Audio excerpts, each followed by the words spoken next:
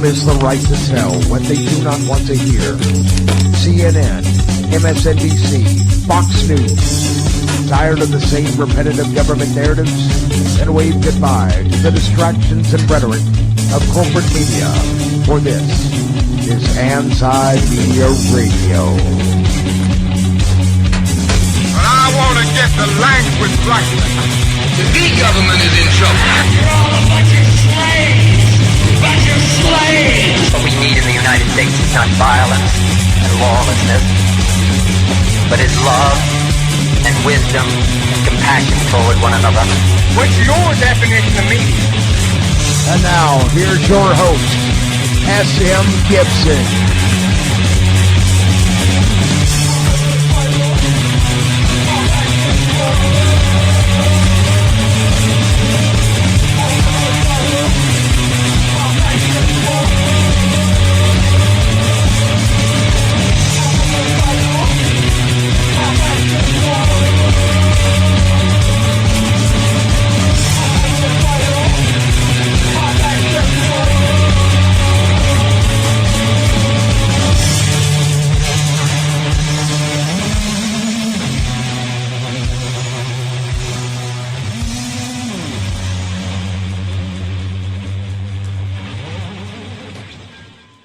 My name is S.M. Gibson, and this is Anti-Media Radio, your alternative to the mainstream agenda, to the corporate lies, to the narrative that's being shoved down your throat on a daily basis. It is September the 15th, 2015. So far in the United States this year, there have been 840 Americans killed by police officers. There's also been 86 officers that have died in the line of duty. The city of Chicago, with their very strict gun laws, have seen 2,121 people shot so far this year, and also 363 homicides. America's great ally has also, Saudi Arabia, has seen 132 government-sanctioned executions, the majority of those by beheading so far this year as well. I like to go over those stats at the beginning of every show because, you know, those are things that the corporate media doesn't really elaborate on. They don't tell you the actual numbers, and so for our listeners out there, you know, that's some information that we hope will help enlighten you all of what's really going on. I would like to bring on right now, as always, our wonderful producer, Mr. Shannon Madden. Shannon, how are you doing tonight, sir? Good evening, Mr. Gibson. How are you this evening? I cannot complain. So we're going to get into talking about the Bernard Scott case here in a little bit in St. Louis County. For those of you who are not up to date on that, we right now have a article on the antimedia.org about it, and if you will hang around and listen with us tonight, we will be going over that in detail. Also, the big thing going on right now are the presidential debates, and you know, it just kind of is what it is, a big distraction, a big show. It's not like we're going to get any real answers out of this. It's, you know, the same players. I do think it's hilarious that the top two candidates for the Republicans right now have no political, quote-unquote, political experience. I think people are fed up, and I think they're looking for answers in the wrong places with their non-establishment candidates, and that's something I know you have a lot of thoughts on, Shannon. Donald Trump, first off, has always considered himself a soldier.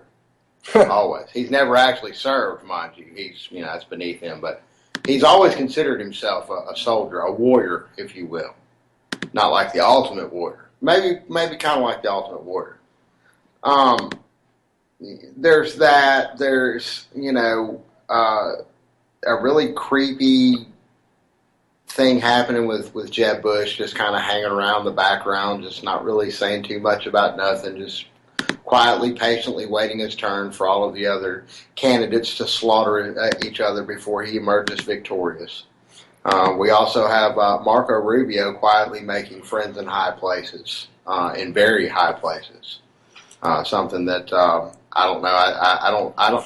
It's kind of weird. I can't remember a candidate or an election cycle, I should say, where we've had so many candidates for one side that are still somewhat viable candidates. It's really strange. It really is. They're all just kind of, with the exception of Trump, who can do absolutely no wrong whatsoever. I mean, he can say whatever, and his poll numbers still go up. You know, he no can matter draw how a trial and take a dump on national TV, and they'll probably get a standing ovation. Yeah. Let's hope we don't get to see that. It's bad enough that we have to hear and see what we see as it is. Ben Carson, very interesting, dark horse, no pun intended, has just kind of sprung up out of nowhere and lingered around. Not much of a doctor, yeah, according to Donald Trump. I mean, you know, you can say what you want about Ben Carson and his political beliefs and all that good stuff, but I mean, he did separate conjoined twins, so it's the first person to do so. Yeah, that is kind of a big deal. I couldn't do that. So I can't even play Operation like at least 2 rounds without touching the little thing on the side and make it go. I mean, it is pretty funny though that Trump's just like, he was an okay doctor. It's like, should the guy be president? No, I don't. He doesn't have billions like I do. Right, but at the same time, it's like the guy was a coin decent doctor. Whatever you think about his beliefs or not, it's irrelevant. But whatever to that. Also, another top story we have on the antimedia.org right now is discussing Rupert Murdoch, who we will talk about in another story a little later on, but about how he has basically just taken over National Geographic. Wow. I mean, there's just so much, WTF, as the kids say, in this story. I mean, Rupert Murdoch is known for his strong scientific beliefs. He's a big Stephen Hawking fan. Yeah, he is. He's big on the science, but now he's going to impart his wisdom. I guess 21st Century Fox, who is right now headed. Their CEO is James Murdoch, which is Rupert's son. They took a 73% share of the National Geographic Society. And, of course, they own the magazine. $725 million venture. And it will increase. Here's the thing, though. The National Geographic Society their abilities to earn money that has increased by $1 billion now. Wow. So everybody's getting a little, their pockets greased. That's a lot of grease. $750 million spent out. Yeah, and of course, and they immediately reap the benefit of that by having an additional $1 billion to play with. So yeah, they did okay on that deal. Well, we'll see. We'll see where the integrity takes. No, I didn't say the actual the public that enjoys National Geographic, not only the television station. But also the television station. Can you still say that? Do people still say that now? Do they? I don't know. Yeah, it's very Turn the dial. Yeah. I miss that. The old the old buzz. But and that in the magazine. I mean, I didn't know that they were $1 billion empire. But that National Geographic certainly is a household name. And they've been around for decades. And a very trusted name in the arena of science and nature and things like that. We've all grown up with National Geographic. It is an American institution, if you will. Sure, definitely is. I would say, but now it's owned by Fox. So it's now an institution the same way that your favorite Megyn Kelly and Sean Hannity and Bill O'Reilly are all should be an institution. That's a strange bedfellow. Yeah. Really strange bedfellow. Well, they should be in institutions. So, it all kind of ties in together. I mean, You know how I am, Shannon. I really I love the theater of the debate. I love the theater of the candidates and the politics of it all. Obviously, I think that none of them are equipped to really do anything to help anyone. They don't really hit on genuine topics. I mean, they're basically all saying the same thing. Mm-hmm. And it's funny, we're not even bringing up the Democrats in this discussion, and we're not doing that to our listening audience because we're both registered Democrats. That is far from the case. There is. I don't see any candidate on either side of the fence.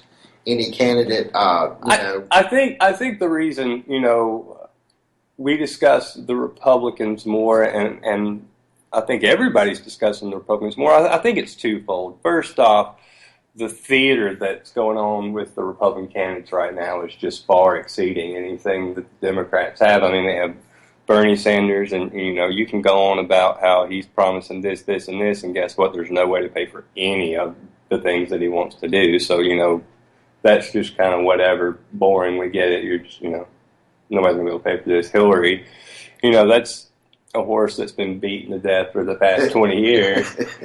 We all know what she's about. Yeah, we do. Well, no, we really don't, because we'll never get a chance to see those emails now. Right. And then, they're flirting with Joe Biden, running, whatever. But that really is a last-ditch effort. That's a tired, sad-ass Hail Mary right there. But, and then two, I think the way the corporatocracy, the oligarchy works is we're going to have a Republican president this next time around.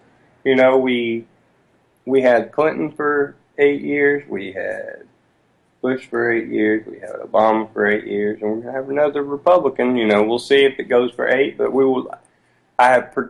My prediction has been the whole time that in 2016 there will be a Republican that quote unquote wins. If that's the term you can use. Well, again, it's like we were talking about before the show aired tonight. I'll say this: a Republican was chosen to be the next president. Yeah, that's probably the better word. We can speculate as to how it's all going to go down and pontificate and so on and so forth. But just like in the WWE, the winner of the match has already been decided. Mm-hmm. And it hasn't been decided by you or me or anybody else that's a member of the public. It's been decided by the corporate interests and the people that are largely keep this whole little game at play. Speaking of the theater of all this, did you hear who's debating on running for president as a Democrat? Mark Cuban. I'll tell you this: if that happened, if he runs as a Democrat and a Cuban-Trump debate, man, you want to talk about all these? He races, said, man. Come he's. On, dude. I would, front row tickets, please. To watch that. Oh man, I want to feel the spit in my face as they're shouting at each other. That's Mayweather Pacquiao right there. Yeah, that would be hard. It would be not, ironically, both of those people have literally appeared on WWE, and they're just turning it over to the real life. Where is Vince McMahon in all of this? Vince McMahon needs to be the debate moderator. He does. He does. He really does. Man, that would be and Cuban, I tell you what, Cuban said he would kill Hillary and then he would kill Trump. But let's get to some more pressing, important issues here to discuss away from the theater that I could sit here and ramble on about. Because it's all useless. This whole conversation, I hate to say it is. It really is. It's fun, but it is useless. One of our amazing reporters for the antimedia.org, we're going to bring her on the line right now, Miss Claire Burnish. Claire, how are you doing tonight? I'm doing well. How are you? I cannot complain. Good evening, Miss Claire. How you doing? I'm doing pretty good. How are you? Oh, I can't complain. Let's talk about it. All right. What's up first? Hey, this is Claire's Corner. This is all about you. We are here for you. Okay. How about we talk about the person who was brought to jail for minor traffic infractions when he couldn't afford the $360 bail. And while he was trying to No, she. get... I got to correct you. She. You're talking about Sandra Bland, right? No, I'm not this time. Yeah. So he was in jail, and he was having some abdominal pain, and the jailers called for the ambulance. And so the ambulance came, and he was getting ready to be transported. They felt that he needed to see the emergency room doctor, and as he was getting ready to leave, as he was getting ready to leave, the jailer, the supervisor who was in charge of the jail at the time, turned the ambulance drivers away and refused to relinquish custody of this man. His name is Bernard Scott. And about 14 minutes after they were turned away, they ended up having to call the ambulance again. So, keep going because it gets crazier. Yes, it does. So when the ambulance comes back, he's lost consciousness. He appears to have brain damage. They take him into the hospital. He's in a coma for almost 11 days or over 11 days. He stays in the hospital for 3 weeks. And he wakes up, and it turns out that the police had said he tried to hang himself with a shoelace nailed to the door of his cell. And he comes back to consciousness. And here's the thing: they said this happened. This attempted suicide happened minutes after he was needed to go to the emergency. Right. Within 14 minutes of the time, the last ambulance has been there. And so they said that he tried to hang himself, and that's why he lost consciousness and had the brain damage and everything else. He wakes up, and they tell him what the police had said, and he's like, "Why would I try to hang myself? Why would I kill myself? I was only in for traffic tickets." So now I guess we have to wait and see what the police department really has to say. Right now, they're just kind of making excuses about it. But this happened back in September of last year. But it's such a bigger story than even the one instance. As horrible, and hopefully the truth comes out about the Bernard Scott situation. But then what does it say about all these other people that, exactly kill themselves while in custody? And I think it's important to note, too, that this also took place in St. Louis County, Missouri. Yes, it did. Seems like we've had a lot of stuff going on in and around St. Louis, Missouri, involving police brutality. It seems like there's quite a focus of the epidemic in that area, yes. It's also important to note that the jail supervisor, in his official report, his account of that day, he said that he left when the first ambulance crew was there, trying to give Scott some aid. And he said that he left during that and came back approximately 10 minutes later, and the ambulance was gone. So he didn't even claim to be there when the actual ambulance reports say that he was the one that turned them away. I'm terrified. It's terrifying. And it starts there, and, as you get further and further into the story, it's many more inconsistencies and, varying different... here's the biggest difference. Attempts at cover-up. Well, here's the biggest inconsistency with this story and all the others is the person that tried to kill themselves woke up 11 days later and was like, yeah, I didn't do that. That's a pretty big red flag. And also, too, the last thing that he remembers was going to make a phone call to get bail. Where have we heard this almost same identical story before?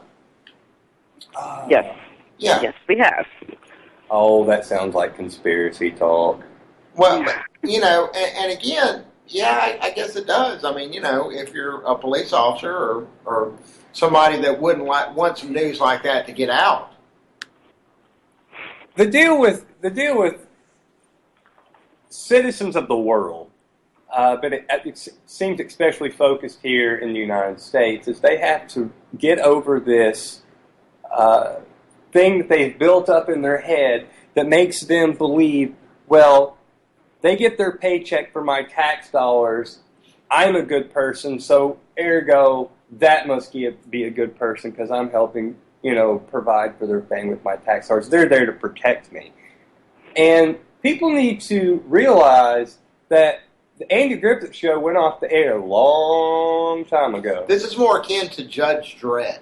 Yeah, it is. It's RoboCop. And the thing is that, if this was an isolated incident or one of only a handful of incidences that we talk about on this show every year, we talk about this every episode. Every episode we have yet another case of police brutality where somebody either winds up dead or somebody winds up in a questionable situation or stuff comes up missing. Private citizens are having their money stolen from them. I mean, we start every single episode with how many people have been killed by police officers. And to be fair, not all of those people that are killed by police officers are innocent saints that weren't brandishing a gun or had a knife to somebody. I mean, there are some crazy people out there. And police officers do face some very dangerous situations. 840 though. Every 840 or 40 of those were innocent people mowed down by the police? No. But were every one of those 840 people somebody brandishing a firearm or a weapon or somebody that was running towards a police officer, a threatening manager, threatening to kill them? Oh, hell. Yeah, and it's the same as saying it's government execution. It's what it is. Absolutely. Did every single one of those people deserve the death sentence? Claire. In other countries, they don't have the rate.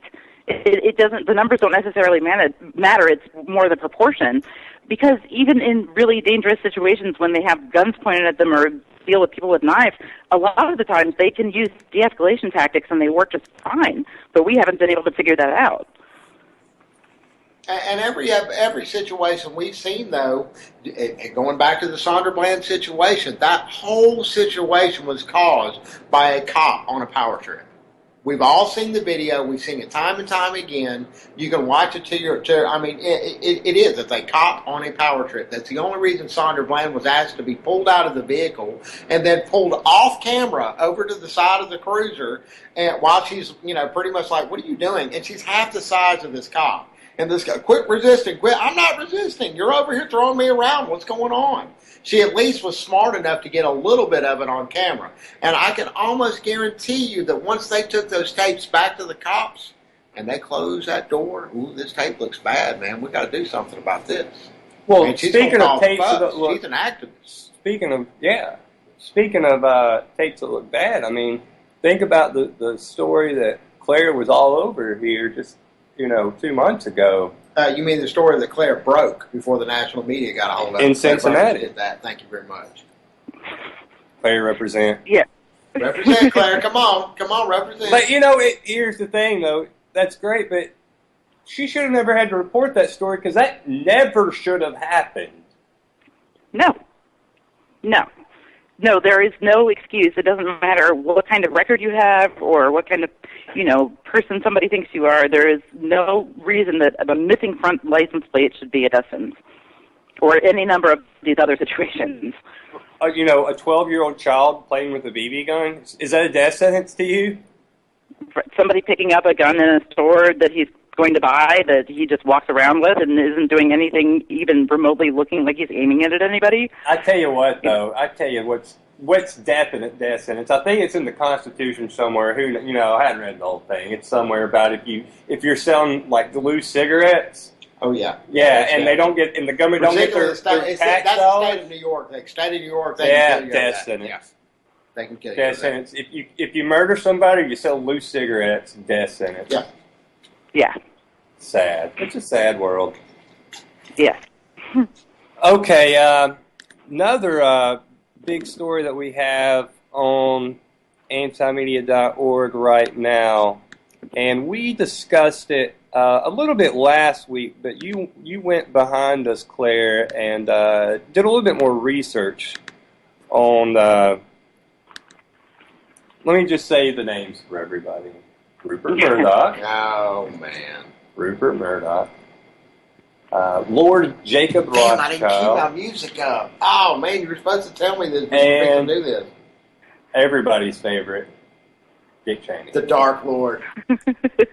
He is. I'd agree with you there. Dun, dun, dun. I mean, he I'm telling you. So, Claire, Yes. tell us what's your research, what you found out, and how crazy is the situation? I guess give everybody a rundown real quick for those who didn't hear the show last week. Okay, I'll just run down this story real quick and give the whole thing. That'd be easier. So in Syria, which is a portion of Syria right now that is occupied by Israel called the Golan Heights, there is a company who is it's based in the U.S., and they ended up with a contract to drill for oil in the Golan Heights, which are, Syrian territory but are occupied by Israel. So Israel gave away this contract to drill for oil in the region. And this American company went in, and they've been exploring for years and years, and apparently there's a very large oil reserve under the Golan Heights. And now I guess, they've claimed it, and even though they're going to eventually start drilling there, it's against international law, considering that this is occupied territory. And the people who are part of this company on the board are, Murdoch, Cheney, Rothschild. Hang on, Claire. All right, go ahead. Okay. Go ahead. Give us that list again. So Murdoch, Cheney, and Rothschild. Oh yeah. Hey, Yeah. Bill Richardson's there. That's not leaving. Oh wait a minute. And we also have an ex-director of the CIA involved. Yeah. Nothing nefarious. Nothing to look at. Nothing's happening. They're not breaking international law. They're not. If this was going on somewhere where there was no resources whatsoever, Claire, would we be having this debate? Would any of this be happening? No, we would not. And one has to wonder if we'd be having much of a refugee crisis and much meddling in Syria at all. It's entirely possible that this is some of what's driving the war, because we know how intertwined, private interests are with the government these days. What also is kind of frightening about this is the person who is the chairman of the board for this Genie Corporation is Ephraim Effie Itam, I think is how you pronounce it. And he was pegged for making horribly xenophobic and racist comments. No. Oh, he's in good company there. Is he going to be Trump's vice president?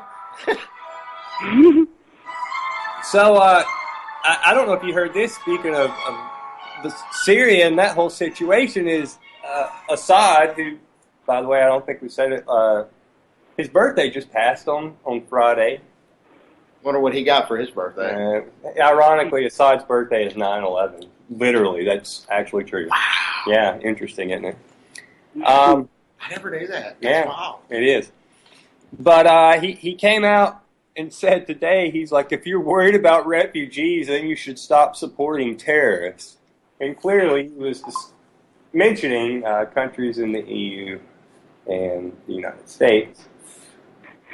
But, as I've said, and again, my theory, it could be wrong, but I just believe, especially seeing these countries saying, okay, we're going to take in this certain amount of refugees, and then we're going to start bombing more. Like, it seems like look at this good we're doing. We're doing this great humanitarian work, and then just go bomb some more. And this clearly has to do with Assad. It has nothing to do with anything else. They want him out, and they want to take control of the region. Because they want the resources. That's it. And, it kind of goes like this. We are fighting in Syria against Assad on the side of the former group that we called the biggest terrorists, against the now group that we call the biggest terrorists, who we are also arming. I mean, what are we really doing in here? Oh, there's no question of what we're doing, because the only thing that Assad being there is keeping them at bay a little bit. because what does any rational person think is going to happen if, okay, Assad's overthrown? Then who's going to take up? The power vacuum happens. There's already ISIS everywhere. What happens? Who takes over? Either ISIS or, the United States, basically. Yeah. But look at Iraq. We've seen what's happened there. So they're expounding the problems so much worse. It's not like Assad's this great man. It's not like he's some great humanitarian, but at the same time, he's trying to get ISIS out of this country so he can go back to, the way things were, which were a lot better, despite what the propaganda tells you, were way better than what it is now. Well, it's just like Iraq. It's exactly like Iraq. In the 90s. Mm-hmm. That's a mess. And I mean, we're not accounting for, there are 4 million refugees. Their death rate for displaced individuals during war is one in every 5. So there's a huge amount of, this is a really huge humanitarian crisis that we are driving. Nobody wants to see it, though. All they want to see are the refugees, and then the West points their fingers at Assad and said, see, they're leaving his country. They're leaving his country. They give no explanation as to why they're leaving. And they make a show out of it. What is it? Obama said he wants to bring in, a few thousand. 10,000. Yeah. Is the official number. Everybody outside of, Germany's taken in a few, they've taken in more than that. But mostly it's just the countries surrounding Syria that are taking them all in. They're, a couple million, I think, right around there.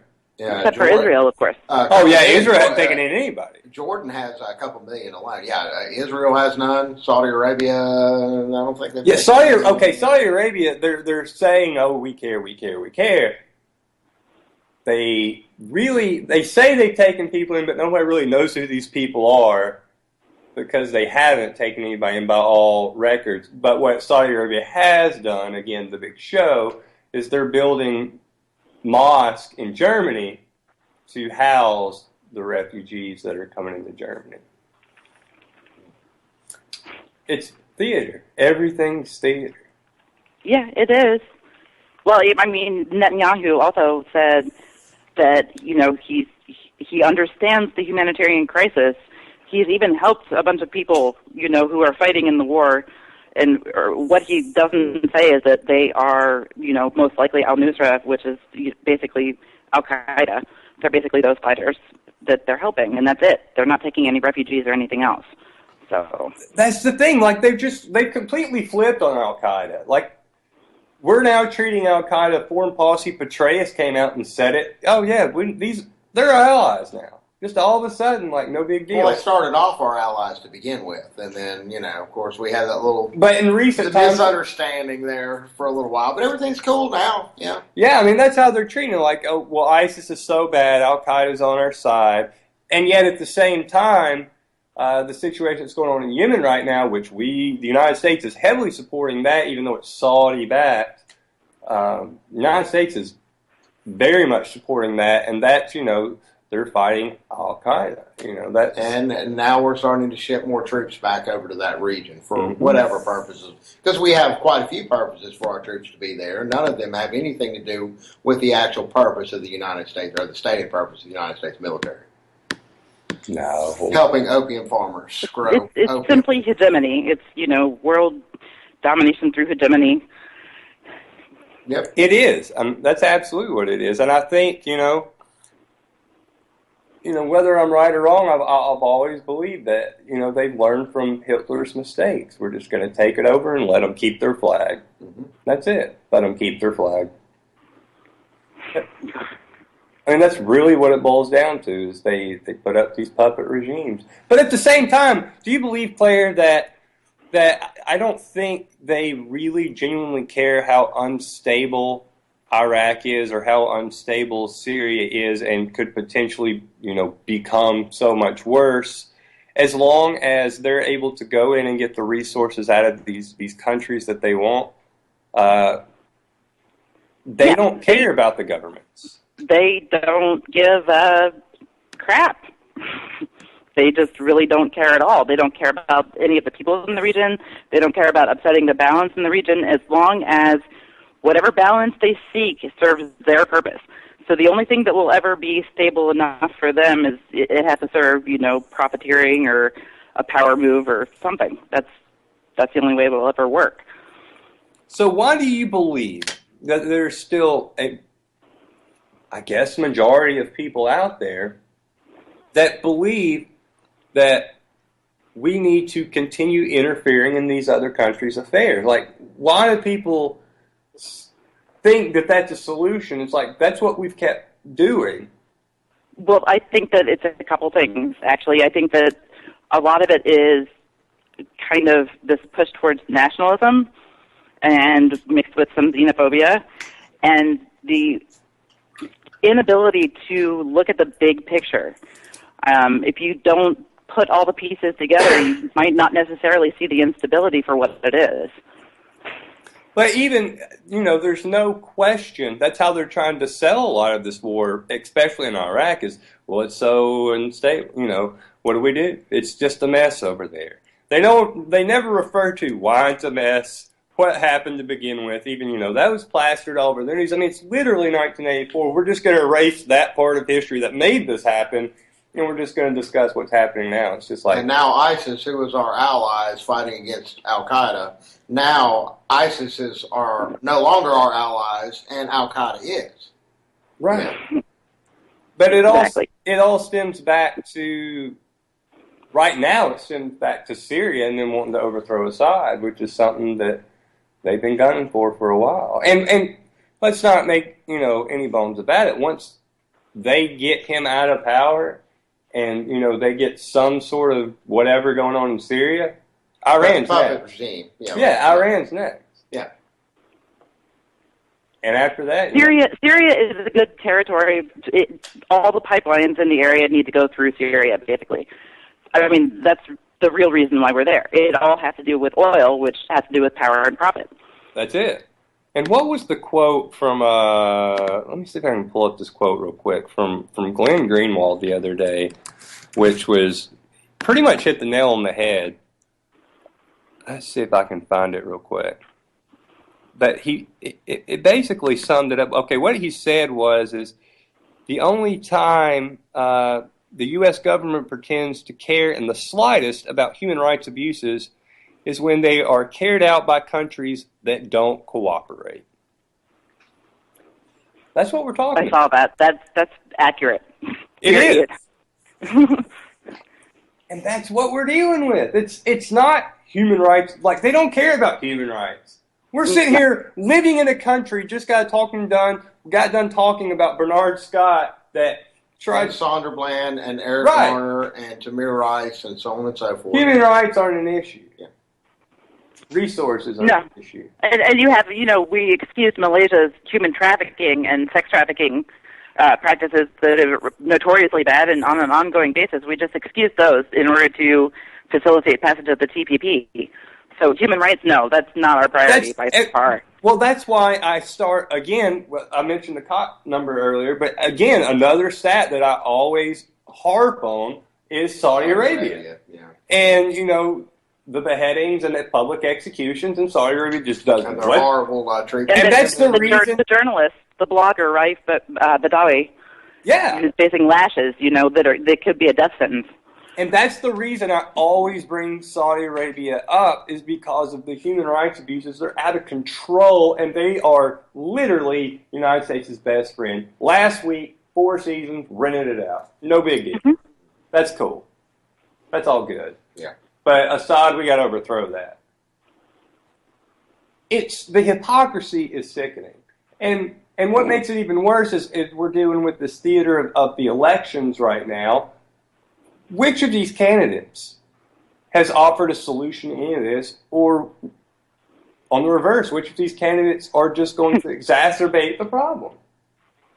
Well, the ones that don't say they're going to exacerbate the problem outright are the ones that are being supported by people who are exacerbating the problem behind the scenes. That's it. And Jeb Bush, anybody? I mean, that's Hillary. A completely given, I think. I think Hillary for whatever reason, people need more convincing on. I don't know why, because her last Clinton. Like, I don't understand that. Bush is a given. Because she's just a poor, simple girl from Arkansas. That's made good. Come on, man. Yeah. And, they want to spin it. And it's funny with her. I think if it was anybody else running, I think they could play the card. If you said anything about her, they'd be like, you're just against a woman being president. But because it's Hillary, you get everybody, nobody cares. It's like you can't play that card. Everybody hates her. Nobody gives a crap that she's a woman. She's horrible. Yeah. And she's been around for so long, and she has such a history, they can't really use that as a political crutch, I guess. Look at all the Clinton scandals where she was involved, like, for years and years and years. She always has been. It's no different. I mean, the whole thing is really disgusting. So who do you see, Claire, as the two potential nominees being selected for us? In other words, who do you see? Nobody with the running mate of Vermin Supreme. Absolutely. These nuts, anybody? Well, he's 15, man. Come back when you're a little older. Why not? Why not just put some 15-year-old kid from Iowa? He'd probably do a better job. I mean, well, he does endorse Bernie Sanders. Of course, people have been voting for nobody since the history of voting. But see, I can understand a 15-year-old supporting Bernie Sanders because it's like he's 15. It's like, nobody is registered under the name Nobody. Manny, if you're listening. Yeah, won't you, somebody needs to jump on that. Make it happen. It's easy. What are you doing tomorrow? I've looked it up. I've looked up how to do it. Let's do it. Timothy McVeigh 2016. Let's do it. I have a Timothy McVeigh. But nobody is definitely. Nobody is a way more. Look, people have been voting for nobody for a long time now. It's amazing that nobody's ever won. I mean, really, if you count it up, nobody actually really won the last presidential election. Because how many people registered voters in the United States did not vote? Oh, I know it. It was a staggering amount. Well, then you have to look into. It would have been a landslide. And we're actually looking into booking a couple of guests here to discuss this more in detail. But once you start really going down the rabbit hole of election fraud, these elections aren't happening. It's kind of like when you start really finding out what the Federal Reserve's all about. It's like, which candidate? Which candidate has the words Federal Reserve come out of their mouth? Rand Paul is the only one that's even the words have just ever come out of his mouth. Yeah. Maybe Ted Cruz. Everybody's shrugging I don't know. saying, I doubt it. Federal Reserve, what do we need to worry about them for? They're not running. Right. And, there's no oil at the Federal Reserve. What's everybody so bent out of shape about the Federal Reserve for? And clearly, Rand Paul said it because, he lived in a house with his dad. He's not his father, but he got that one drilled into him. Mm-hmm. But all the rest of them, I don't know who else has said anything. If you can't address that, then you're not addressing anything. Yeah, true. Bernie Sanders is bringing it up. No, he's not. No, he hasn't. Hillary would never bring that up. No. What about Jill Stein? Well, see, that's a great point. Jill, been hearing a lot about Jill Stein lately. She made a pretty good run last time. She definitely got her name more in the conversation in 2012. Is she definitely going to be the nominee this time for the Green Party? I thought so, but don't quote me. So do you think that she is a viable option for people to look to, you personally? You're putting me in a spot. I'm not telling you. This isn't the official Claire endorses a candidate hour. Jerry. This isn't your official endorsement. This is just somebody worth looking into their ideas. Okay. If I didn't have the political views that I have, and if I believed that the vote still mattered at all, then I probably would vote for Jill Stein. See? But that's not an endorsement. Because Claire has already endorsed nobody with Vermin Supreme as a running mate. Yeah. This is true. I think everybody around here is loving some Vermin Supreme. Vermin Supreme is awesome, dude. free ponies, free candy, dismantling the United States government. I mean, what's not to love about that guy? For everybody that didn't hear it, please go back. It's on YouTube. Us interviewing Vermin Supreme a couple weeks ago. He read some poetry that was quite brilliant, and some other candidates that he would like to see in the race. Yeah, we had a very enlightening conversation. It really was. I enjoyed it. I really enjoyed it. He's a friend of the show, and welcome back anytime. Oh yeah, Supreme 2016. So I tell you what, Claire, do you have anything else for us? I can't think of anything right now. Well, sounds good. I'm sure we'll be talking to you on Thursday, and thank you so much, ma'am. Thank you all. Have a good night. You too. Miss Claire. Bye. Bye. So let's go to another caller right now. Area code 765. Welcome to Anti-Media Radio. Tell us your name and where you're calling from tonight. Kyle, West Lafayette. Kyle, how's it going? It's going all right. So, I'm a big fan. Thanks, man. Thanks so much. What's on your mind tonight? Well, I saw the Donald Trump flag, where it says, I see more of this, I want more of Canada. I say Donald Trump sucks. And, excuse me, sir, but what does Donald Trump suck? What doesn't he suck? Yeah, what doesn't he suck? You don't have to answer that one, nah, okay, completely. I think we get the idea. Yes. So, as far as the elections as a whole, I mean, how do you personally view what's going on with the elections right now? Well, I feel is these nuts should be over top of any candidate. I saw one Republican that I liked that is facing Donald Trump here soon. I forget his name, but he's real innocent looking. I forget his name. He's going to be facing Donald Trump in a debate. Yeah, there's going to be a big debate tomorrow. I think there's going to be 10 or 11. I'm actually for the guy that's going against Donald Trump. There's actually going to be a lot of people going against him. I was at McDonald's and I saw this one Republican that was going up against Donald Trump. Donald Trump really hates. And I'm like all for that guy. I forget his name. Rand Paul, Ben Carson. There's quite a bunch of people on the table. But the sad thing is we just got done discussing here is the way, especially when you let's take out the voting and that whole aspect of things, but the way the media manipulates these candidates and the way the media will shove a candidate down your throat, because right now they're telling you Trump has, whatever percentage he has, and then Ben Carson has whatever percentage he has, and then everybody else has nothing. Is that true? Honestly, this is my view of the media.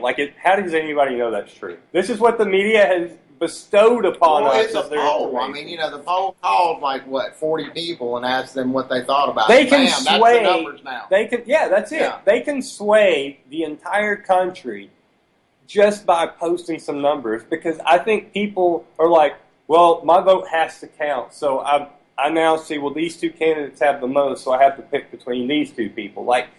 They get inside of people's heads, and they sway the elections just through the media before they touch the ballot. If the media is anything like me, and I'm listening to people like you, I say keep listening to people like you. The anti-media, filming cops, and the whole media. I don't listen to the media. I don't watch the news. I don't do that. I don't believe what the media has to say. It's all a bunch of propaganda. It's just what you want to hear. It's stupid stuff. It's. I don't believe anything the media has to say. And until tonight, I didn't think you guys existed.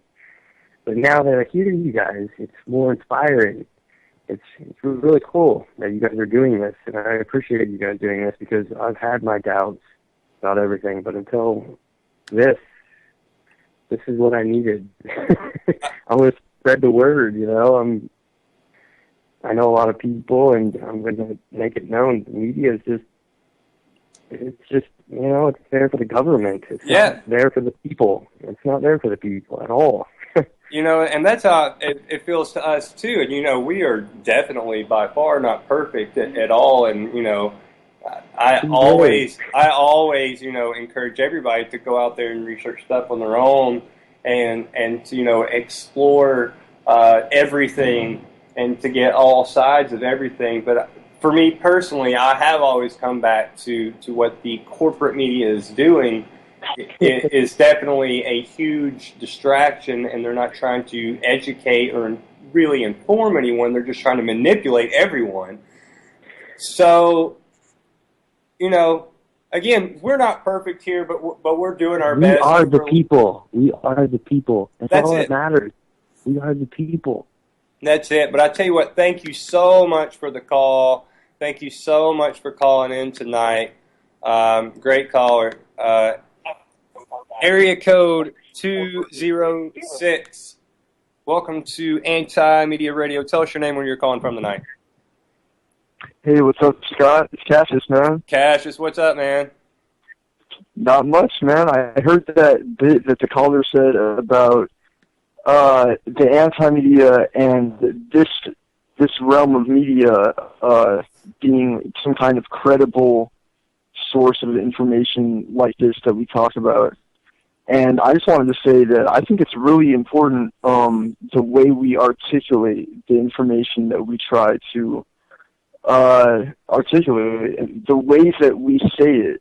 You know, it must be as credible and well-sourced and well-thought-out as possible. I think it does kind of a disservice to the things that we're trying to do, the societal changes we're trying to make, when people speak of these things in a way that's not well sourced or well thought out, you know? Oh, absolutely. Well, what's going on in your corner these days? We haven't heard from you in a while. Oh, not much, man. I just started my own website to host philosophical articles because I'm trying to write some articles about, you know, ways to function with free communities, how to, you know, do these agorist things. I'm trying to write about philosophy and get a whole bunch of writers writing about philosophy to make a culture of people thinking philosophically and regularly having discussions like, you know, the Anti-Media Radio Show does. So I have this vision with my new website, and, you know, I'm still going hard with the anti-media. I'm trying to write some more to anti-media too, but yeah, I have this vision with making a website where people can discuss philosophy, stuff like that. Go ahead and tell everybody the address of your new site. Oh, yeah? That's www.eraofwisdom.org. So www.eraofwisdom.org. We will definitely check that out. So yeah, for sure. So I tell you what, while we got you on the line, Cassius, why don't you go over a little bit about the most recent story you have up right now on the antimedia.org. For anybody that wants to go pull up the page, it is the third story down from the top. Cannabis finally killed someone, but not how you think. Yeah, this is a pretty ironic story. There are a lot of these stories that came out in the last 2 years, these isolated incidents that are part of a big picture when people are killed by the police or killed by the prison industrial complex somehow. So usually I like to fit articles like this into a big context of things because, you know, that's how you utilize the information in a story like this. So, you know, this is just an ironic example of someone having to do something just crazy so that they wouldn't get incarcerated for cannabis. And I don't know, it's just a weird kind of circumstance that can come out of the use of force on people in society like this. When you use force on people and threaten people with force, sometimes they have to do weird things to not have that force be inflicted upon them. You know, it's just a weird circumstance. It's kind of like when you tell a lie and you have to do all these crazy things to ensure that the person doesn't know you're lying, and so weird things happen. Kind of reminds me of that. I don't know. Yeah, very much so. I tell you what, we're going to jump here on another call real quick, but thank you so much for calling in tonight, Cassius. Take care, Yeah, no problem, man. I'll call him again soon. Yeah, please do. Chase, what's going on? What's up, man? What y'all doing? Oh, I'm getting my game face on for tomorrow night, and so I can start throwing stuff at the TV for the debate. The GOP. Oh yeah, I actually heard about that today, man. I'm pretty psyched for it. Yeah, it's going to be a joke. It's pretty comical, man. By the way, there's actually something I wanted to bring up tonight. I thought it was pretty big news. I haven't seen anything about it anywhere except in little small places on the internet. But yesterday, there started negotiations. Now I need to read more into it, but apparently India put in a bid yesterday to become a permanent member of the United Nations Security Council. And from what I read, it had protests. It had protests from Russia, China, and Pakistan. Well, of course, Pakistan. I mean, come on now. That's why they went nuclear to begin with. Are they reporting on anything outside of Russia right now, other than their help in Syria? No, not really. That's the big one I've heard. There's been a lot of uranium recently found in India, too. India's found a huge, massive uranium mine there, which should further their nuclear interests, of course. It's funny how nobody ever talks big about these countries that can drop a bomb. Look at North Korea, Dennis Rodman's best friend over there, Kim Jong Un. He's this week he's like, we're going to bomb the U.S. We're going to bomb the U.S. Whatever. But it's funny to me is because it's like when Iran says listen, right now we have to take out Iran. That has to happen. We can't let them get a bomb. North Korea says it. Whatever. They're fine. Don't worry about it. When Pakistan got their bomb, the relations between the United States and Pakistan were so chilly, and now we're pretty buddy with Pakistan. They found quote unquote found Osama bin Laden in Pakistan. That's fine. No worries. No big deal. You talking about when they buried him at sea? Mm-hmm. Yeah. Yeah, y'all check it out. That's what happened. That was probably one of the, it was kind of almost like Naked Gun, one of the most hilarious Hollywood movies, Zero Dark 30. Y'all need to check that out sometime. It was written, directed, and produced by the CIA. And, that came out.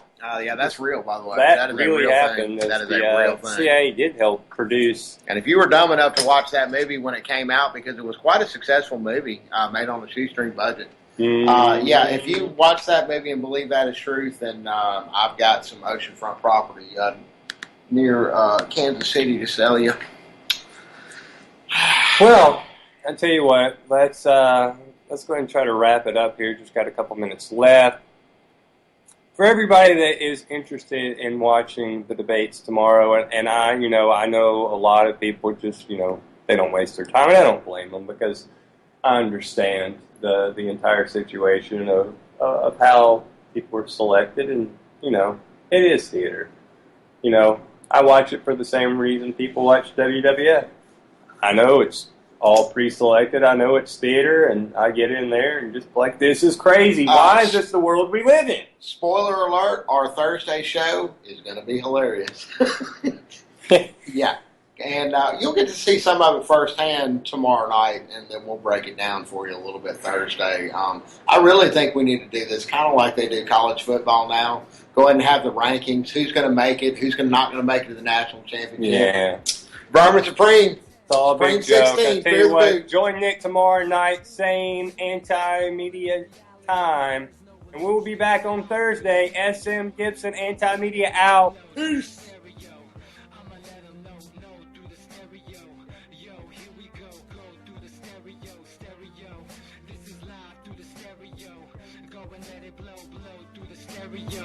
I'ma let them know through the stereo. Yo, here we go through the stereo.